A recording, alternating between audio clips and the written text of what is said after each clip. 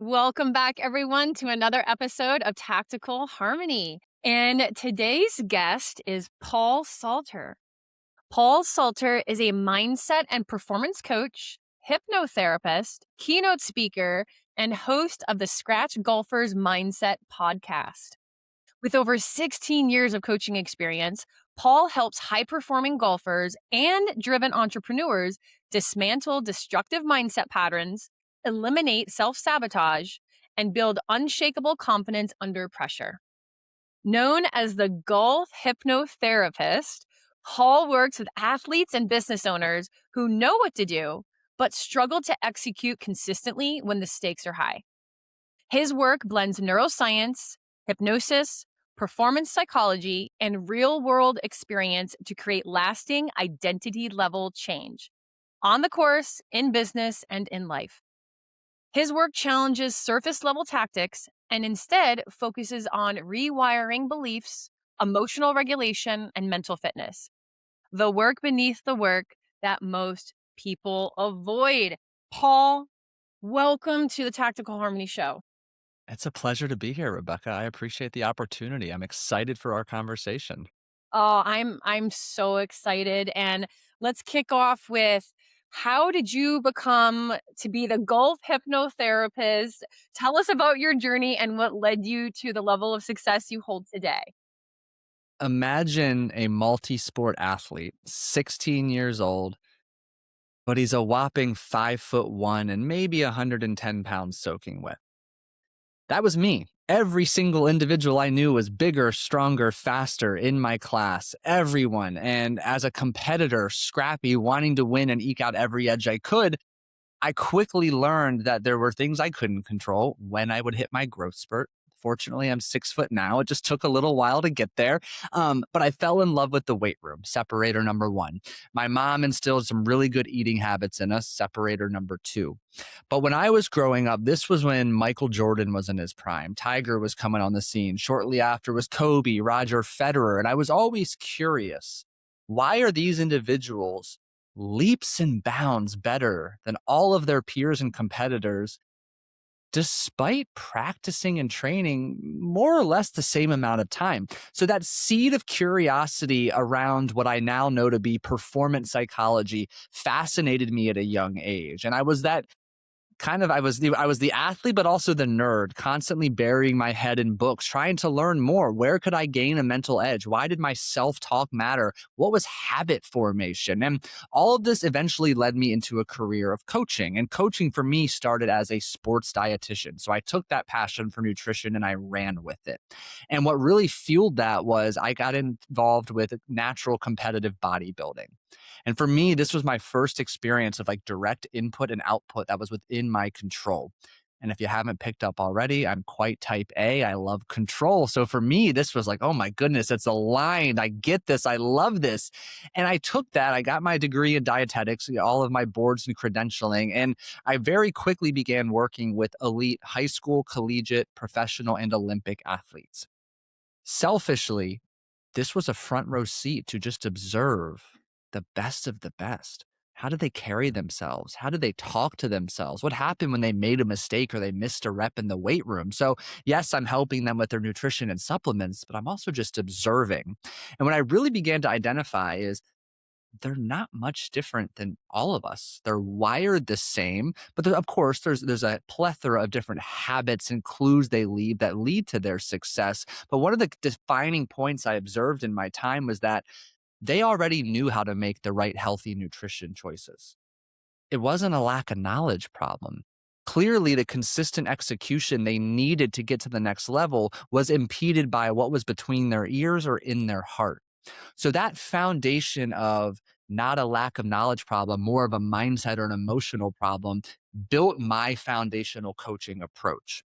And with that, I slowly phased out from the athletic population and spent about 13 years working primarily with men and women stuck in the yo-yo dieting cycle, really targeting what I called sustainable weight loss from the inside out. Again, you listening right now, if you're not at the ideal energy, health, or weight you want to be at, I'm 99% sure that you know what to do. You're just struggling to do it consistently. So that's where I began to take my coaching. But where things take a wild left turn was about 10 years into my coaching journey, I reached a fork in the road. I was always passionate about the game of poker. And I always told myself, one day I'll go all in on poker. One day I'll do it. And I really began to realize one day was never going to come if it wasn't today. So my coaching business was in a good place, and I decided it's now or never. And I pursued poker professionally for a couple of years. About 6 months into that journey, I thought I was out working, out studying everybody. I had the coaches, and it still felt like I was lighting money on fire. Frustrated to say the least, I wasn't quite ready to quit, so I hired a mindset and performance coach. She happened to be a hypnotherapist. My first exposure to hypnosis. And in a very short amount of time, I found myself playing for and earning significantly more money on the poker table than I thought. Far more valuable, however, was the impact she had on me as an individual. So much so that I walked away from poker. I started dramatically fading out the amount of nutrition coaching I was doing to focus on my mindset coaching clients. I attained my credential as a hypnotherapist, surrounded myself with some of the smartest and most experienced minds in the hypnotherapy field, became a sponge, got as many mentors as I could, hit the ground running, and I haven't looked back since. Success leaves clues, doesn't it? Yeah, so many. If you're willing to look, slow down and look. Yeah, yeah. Slow down to speed up. And being in proximity to the greats, to the powerhouses, whether it's hiring a coach, getting in the room with people that are further along than you, will save you so much pain and needless struggle. So that is amazing. And I love that you went from, okay, the dietitian world, nutrition and athletes, and then you know what? It's in my heart. I want to play poker. So I'm going to do it. And I love that you call that out because we stress a lot here that one day is never going to come. Well, you make it conditional. Well, when I have this, or when I'm this age, or when I'm in a good financial place, or when my kid hits, his senior year of whatever, that day, you have to execute now. Execute now and move because opportunities will pass you by. So, okay, Paul, my next question for you is, and you referenced this a lot, is you are working with people who know what to do. They have the knowledge, it's in their brain, like, okay, I know what I need to do, but they can't execute when it's very high risk, when the pressure's on, and when the stakes are high. So, can you answer why is knowing not enough? And how do you help them bridge that gap between the knowledge and the execution? Yeah, I believe it was Tony Robbins who popularized the quote, knowledge is power. And yes, in some regard, but also no, it's absolutely worthless if that knowledge is not paired with consistent, strong action. So it's great to consume all of the books, the podcasts, the online courses, but your life doesn't change if you never integrate and apply all of the information you learn.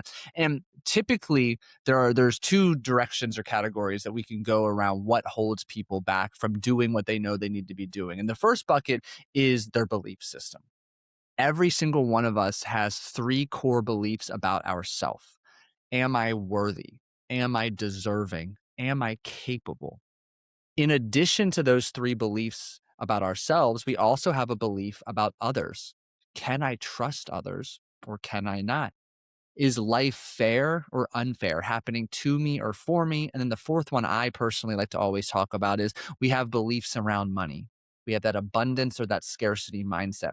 So the real big challenge here is that by the age of 7, 95% of your belief system is formed, which means you had no say in your beliefs. However, you're the only person who can do something about it. So a lot of people run into a lot of belief related issues. Deep down, they don't feel worthy, deserving, or capable, or they're so stuck in that victim mentality, woe is me, life keeps happening to me, that they remain frozen, stuck, or paralyzed in a state of inaction. Second to that, and equally important, is fear. And most people think I'm going to go the direction of, fear of failure, fear of judgment, fear of rejection, fear of embarrassment, all valid, popular, common fears. But what I've noticed over all of these years of coaching is fear of success, fear of standing out is actually the primary culprit. I help a lot of my clients on paper, they look incredibly successful, and when we get down to the nuts and bolts, they're afraid of standing out at that next level because that really brings to the surface all of the visceral fear responses and physical sensations that our ancestors used to experience long ago when they were judged, rejected, or abandoned by their tribe. Guess what? They died. They either starved to death or that classic saber-toothed tiger ate them. And although we don't have the same threats and dangers today, that fear of not belonging is as potent and real as ever. So as you start ascending to next level success and you make more money than your peers, you close more deals, you shoot better scores on the golf course, there's that underlying threat of, ooh, that could create resentment. That could create envy, anger, judgment amongst me and my peer group. Maybe I'll stop getting deals. Maybe I'll stop getting opportunities and invitations. So inevitably, people develop these patterns of playing small, dimming their light, and remaining in that place of comfort and safety. Yes. The fear of success, the fear of what am I going to have to become? What relationships might fade away? All of those things are so pertinent, and I see that too in my own coaching business.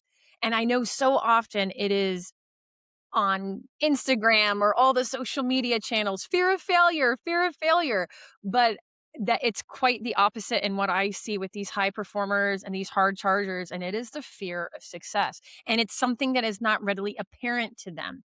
So that's amazing that you have this rubric and this architecture and framework, if you will, that you're able to help people through so they can see that. So I'd love for you, Well, let me add one more thing, Rebecca, because please you do. said something so Yeah. valuable. And for those of you listening, like this is the mark of an excellent coach. So kudos, Rebecca. She said, who do you need to become?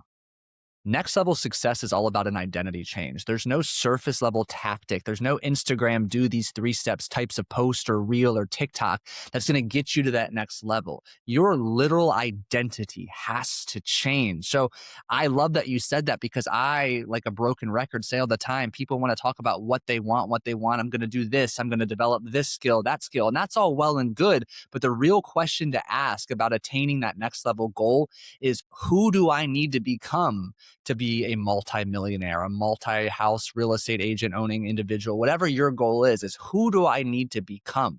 Identity encompasses, yes, what you do, what you don't do, also your self-talk and ultimately your beliefs. So you got to upgrade there to have that positive ripple effect to reshape your identity.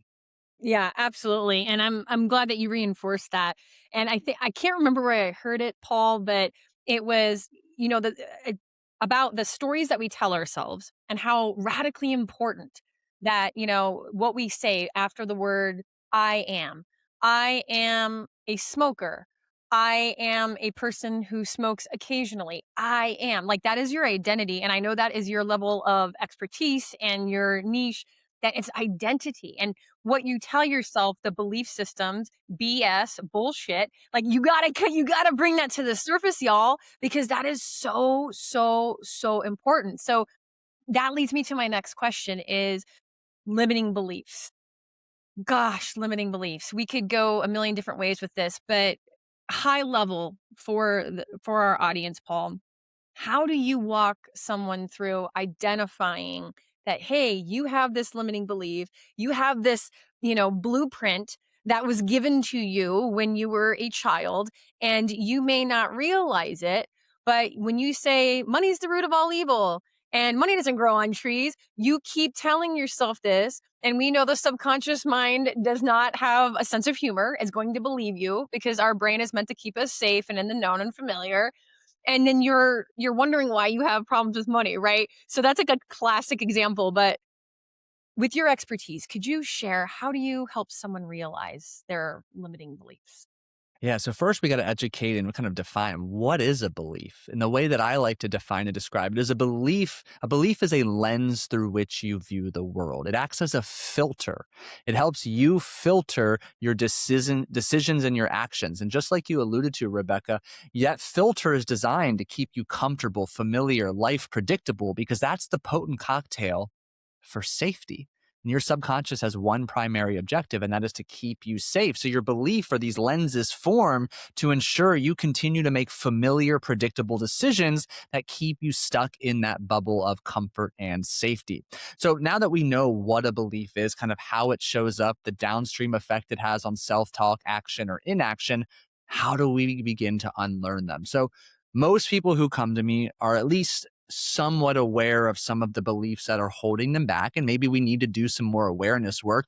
But the next step is through a lens of non judgmental curiosity. Very important in what I say there, because again, your beliefs aren't yours. It's not your fault. You are the only one, however, who can do something about it. We get curious. Tell me why. Why? Why do you believe that? Why do you think that? Where did you learn that? And I am candid and persistent in asking why? And we continue to remove a layer of resistance and guardedness every time we do that because we've already established a very safe place together. But as we do that, we begin to create distance between, the belief and the individual and start to realize through this process, like, I actually that's not my belief. My mom and dad said that. Like the example you used is timely and classic because it's so common. If mom always said rich people are evil, they're assholes, they're jerks, well, two big problems happen. Number one, that belief happens to you to be continued on and carried with you. But two, the way that it becomes limiting is you never want to make a lot of money because you don't want to be the asshole, the jerk, whatever mom said those types of people are. So we begin to unpack the where, the why, and the how that belief came from. And hypnosis is that fast, accelerated path to do so. And it allows us to not only understand the origin, which can be can create a potential for a very powerful perspective shift. Most importantly, though, it creates an opportunity to unlearn that belief. And I'm sure you echo this in your conversations, Rebecca. Life is energy. Like literally, the derivative of the word emotion is energy in motion. So yeah, so when we begin unlearning these beliefs and doing that deep type of therapeutic healing work, the immediate byproduct, energy. Now you have the energy to build the beliefs, the complementary behaviors you need to achieve next level success, or better put, you have the energy to actually do what you already know you need to be doing to achieve success. Yeah, liberated energy is a force. It Yeah. is amazing, and the only way you can liberate is if you cut through the noise, cut through the fluff, get rid of those things, and hold that space and that capacity to be able to receive.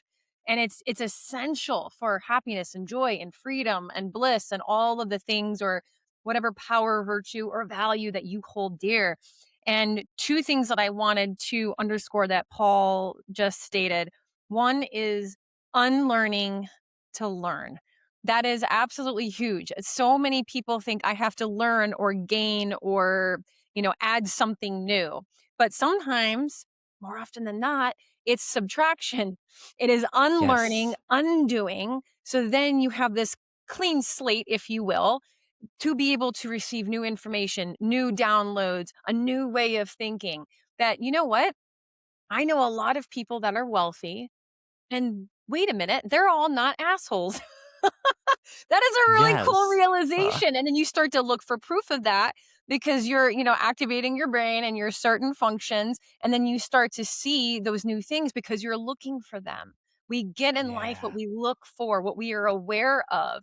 And so, gosh, this is so amazing. And the second thing, Paul, that you said Rebecca, was real quick, let me share a quote real yes, quick. please I do. feel called to because you said it so well. And the quote, I had to double check because I have it written down in multiple places on my computer, my desk, but it is an intelligent person is always learning. A wise person is always unlearning. And I think that just really encapsulate what you just shared. Yeah, it's mind-boggling, right? It's that yes, we always want to learn and acquire new information, but I joke with a lot of my clients, like what I do is really dehypnotize them from the bullshit beliefs, habits, thoughts, feelings that they picked up on their experience to date. But when you begin to recognize there are so many things that are holding you back that are just ingrained programs and patterns, looking inward to uncover them and go through doing the deep work to unlearn them, that's the catalyst. That's the gasoline on the fire. It absolutely is. It is the gasoline on the fire, it is the catalyst, and this is the playbook, the framework that I wish I had years, decades Yeah. ago, and it wasn't until the last 10 years or so where I really put my foot on the gas, and I would not let up when it came to personal development, soul care, as I call it, Reiki, masterminds, investing in myself, meditation retreats, reading the books, hiring the coaches, just all gas, no brakes. And I wish I would have done that years ago. And again, y'all, for anyone that's listening to us or watching us right now, hiring somebody, getting out there, putting yourself out there, attend a free class. There are so many tools available to you that you are able to get from where you are to where you wanna go a whole hell of a lot faster. The second thing that you said is what I affectionately call the sponsoring thought or the clarity of why. And I know that tool was developed by, I think it was Dean Graziosi, who works intimately with Tony Robbins. Like you go to the 7 levels deep. Well, Yep. you want a new job or you want $1 million. Well, why? Because I don't I want to travel the world. Well, why? Because I want this or that. And then you finally get to that core level. It's because you want to give your child the experiences and the love and the wisdom that you never had. And going through that can be very emotional. I have seen grown men to their knees in tears when they get to that core, to that, and I have chills even saying it, to the core, to the essence, to the why behind whatever it is that you think you want, or maybe that could even change. So as Paul described, I say sponsoring thought, the clarity of why, having that curiosity mindset, and just really, I always joke because I'm a former special agent, interrogate yourself. Yeah. Interrogate yourself, ask yourself questions, and if it feels uncomfortable, good. That means you're getting closer to the truth. Lean in. Yeah. There's no time for anything else. Vishen Lakhiani, he's the founder of Mind Valley and probably a million other companies. But he, in his first book, gosh, I forget the name of it. It's on my shelf somewhere. But he talks about this concept of brules, BRULES, which he abbreviates as bullshit rules. And it really coincides with our discussion is like interrogate yourself. Like you say like you can only do this or you should do this. And these are some of your low-hanging fruit buzzwords to audit your self-talk with. But what he's getting at is like those are bullshit. Who taught you those? Where'd you learn those? Are they even true? Do they even apply to the present day situation? So again, I love your word interrogation there, which is obviously so on brand and fitting for you. But you're absolutely right. Questions, questions, questions. Tony Robbins also says the quality of your life is determined by the quality of the questions you ask. That doesn't just apply to other people, it applies to looking inward and questioning yourself, your beliefs, your rules. And I think this is why, Paul, so many people are scared to death to be alone. Because then they're confronting their thoughts. They're alone with their thoughts, even if they're not asking themselves questions or they're not on this journey or quest to figure out their why or to better themselves. And I'm not saying that people don't want to better themselves, but being alone it can be scary for a lot of people. And that's why I usually give the advice and recommendation, spend time by yourself, not with your husband, not with your wife, not with your partner, not with your kid, with yourself. Go for a walk outside, breathe in the fresh air, forest bathe, which is beyond healthy, and just see what comes through. Start there. Just simply start there because that is a starting. Oh, gosh. Okay. My next question for you, Paul, is we see this a lot of people blame others. They'll blame their mom, their dad. They'll blame their ex-girlfriend from 20 years ago for screwing them over. They're going to blame the circumstances. They're going to blame the market, which is why I'm not making any money.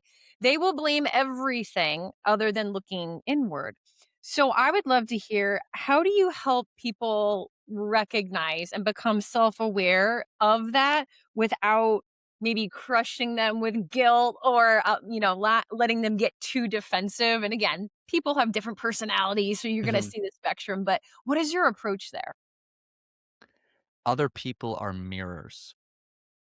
And I'll explain and elaborate, but when you grasp that, it might feel confronting, but it's also freeing. So, for example, I'll use a personal story.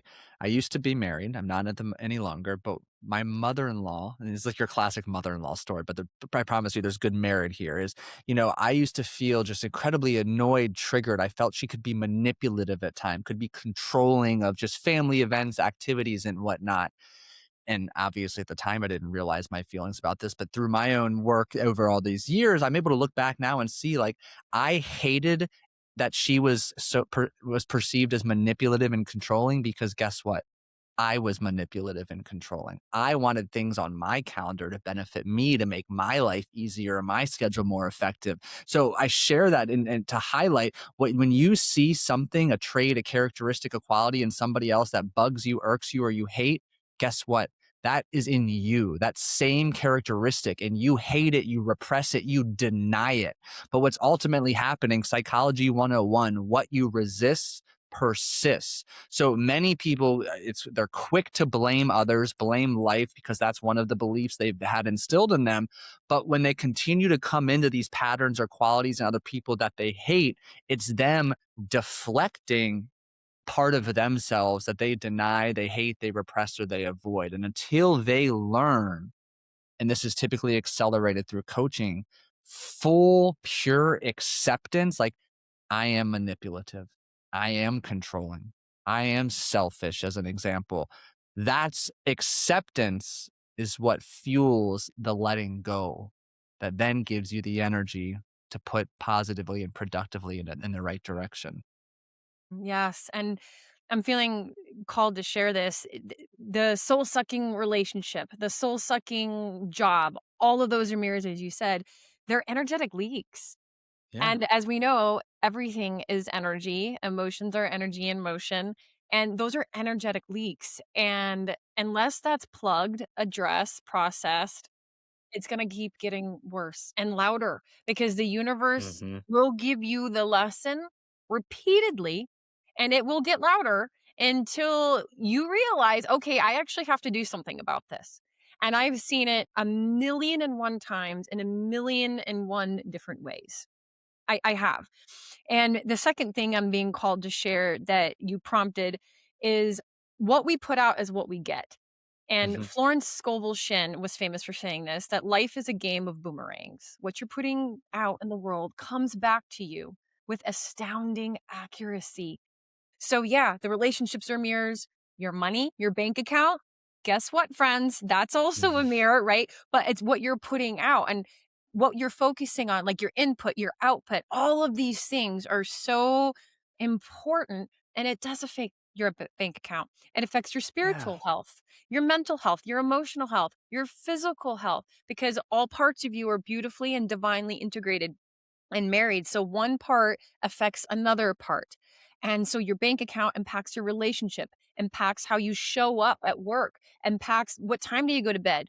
What time do you get up in the morning? Do you have sleep hygiene? Do you even know what that means, right? And I'm saying this with so much love and grace, but these little things, these habits, these the building blocks of life are the big things. This is what compounds and leads to having that beautiful, eloquent life and the goals that you are currently seeking, because that can look Yeah. different for everybody. Yeah. So if you want more information on this, like, I mean, Rebecca just nailed that to a T. The book, and it's got a unique title, but it's by Debbie Ford, and it's called The Dark Side of the Light Chasers. And this is like a master class in this mirroring that we're discussing, and this concept of what she calls the holotropic universe. We are all one. All of our parts are integrated, interrelated, and interconnected. So when you see someone who is rude, impatient, and short, guess what? That part exists within you, because we are all one and interconnected. And once you learn to accept that, you can let it go, integrate it, and accept it as a part of you. And you can, again, patch that energy leak and have more flow, freedom, love, fulfillment, etc. in your day to day. So the dark Thank side you. of the light chasers. Yeah. Golden book. Thank you. I just wrote it down. I have not read that book. So you Buckle just up. helped me. Oh, I'm excited. Like you're saying my like love language, buzzwords. I'm like, what? How have I not heard of this book? So thank you, Paul, for sharing that with me and with everyone who is listening. Yeah. Okay, I gotta ask you this. What are some common mindset blocks that you see? Like outside of, money, are there some common themes that you see across high performers, whether it's in the golf course or, with entrepreneurs? What are some common ones that you see? And I think I don't wanna categorize as the top, but a very prominent one is this strong attachment of self-esteem to results. If I don't make 7 figures or this amount, if I don't shoot this on the golf course or my team doesn't close this many deals, I'm not worthy. I feel bad about myself. So you put all of your eggs in this basket of performance and you fail to realize, even though you know logically, that you can only control so many of those eggs in that basket. So you live in this state of never feeling good enough or nothing is ever enough. And the way that that perpetuates over time is you start taking more drastic measures, making more sacrifices. And 9 times out of 10, those sacrifices negatively impact your marriage and your important relationships, your parenting, your relationship with your children. And perhaps most important of all, it's the neglection of your self care, your health, your well being. Sleep hygiene's thrown out the window. Exercise is a thing of the past. You rely on fast food or shit food, alcohol, drugs to numb the pain of never feeling good enough.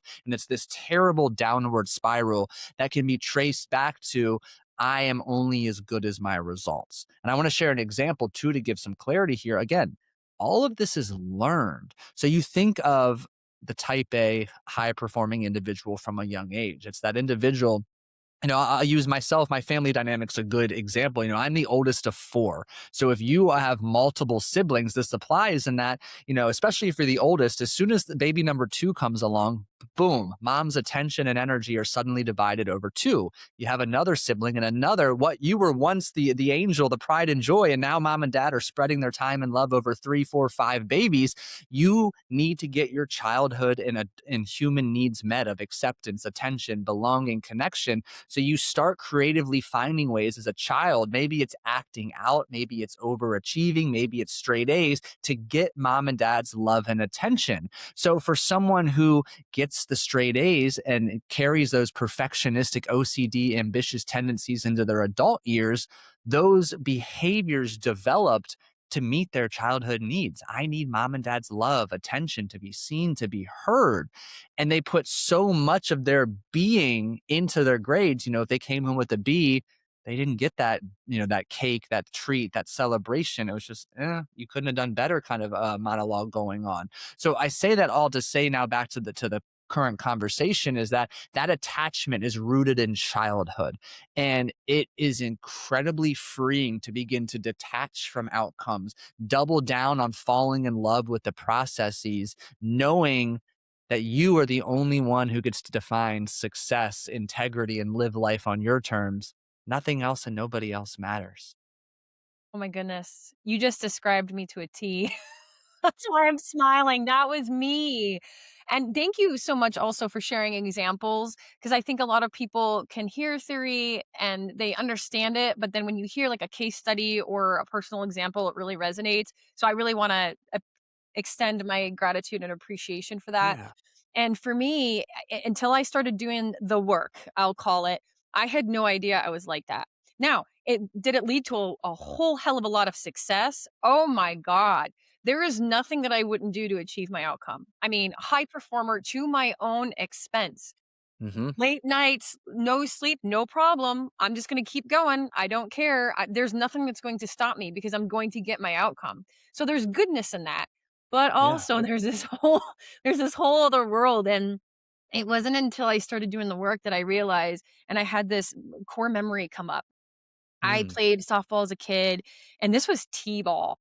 And I had to be the best. I had to be the first draft pick. I had to be all of the things. I had to have perfection at all times. And yep, Hmm. guess what? Straight A's was a part of it.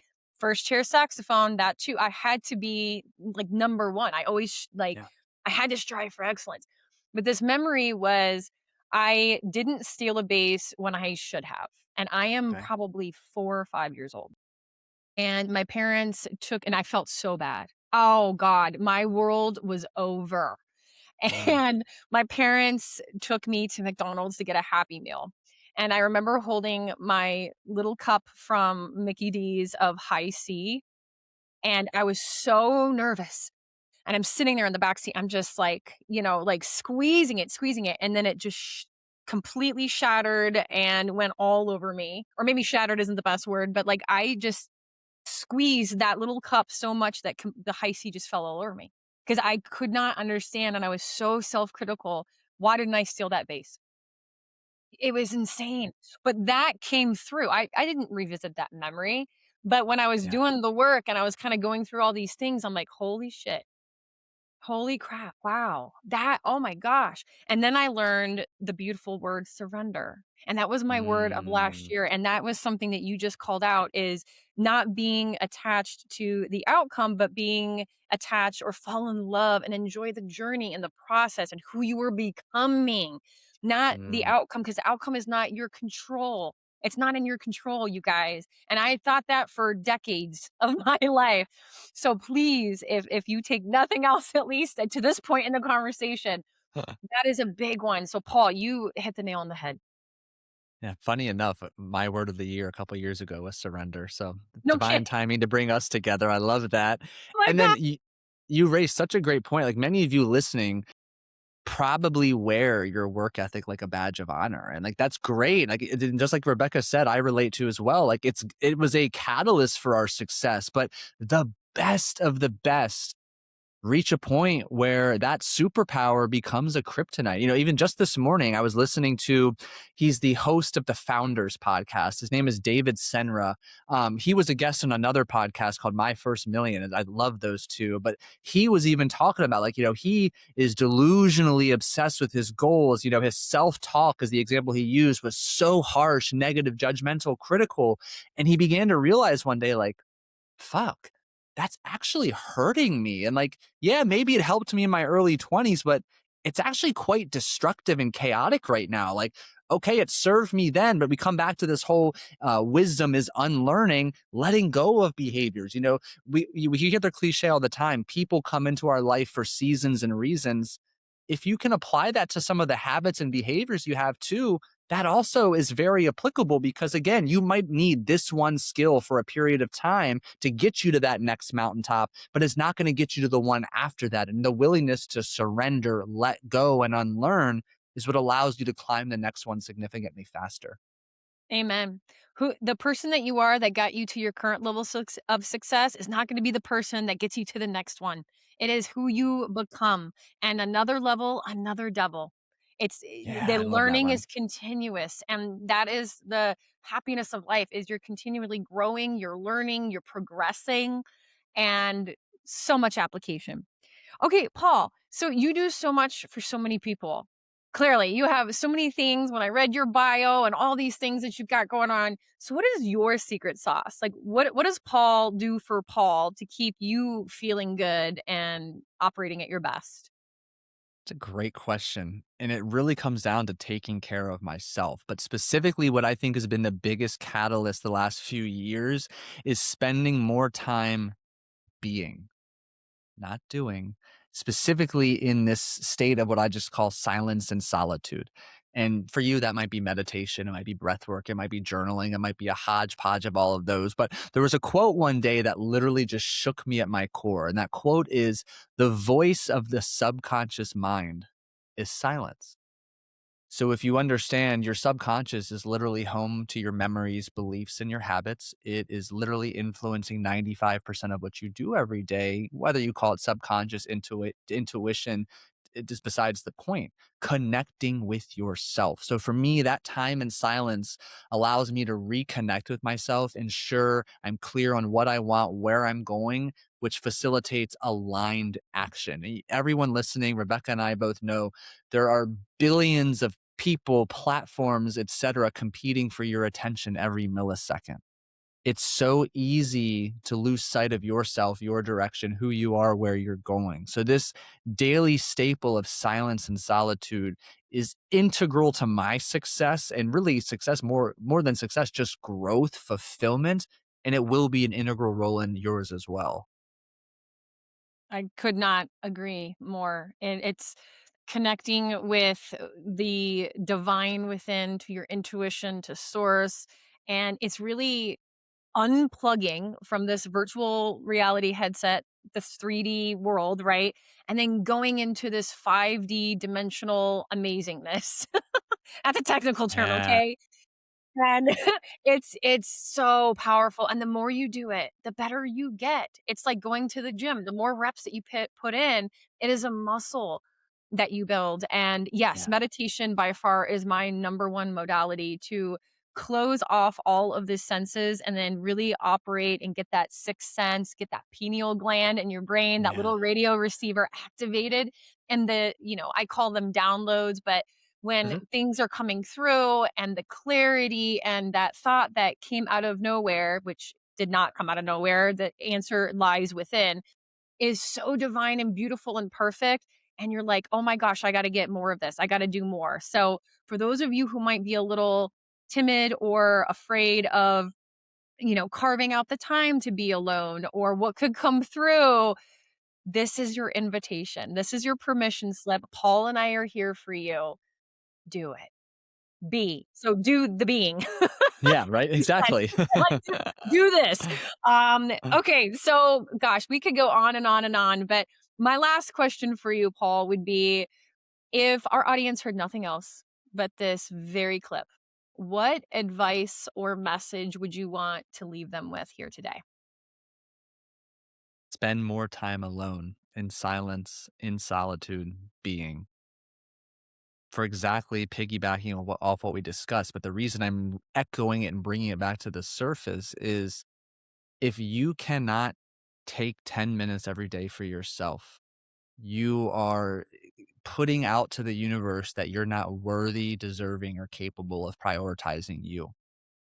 So therefore, you are operating at below your full capacity, which means the ability for you to impact all of those you love and support in the world is limited because you're not first caring and nurturing yourself.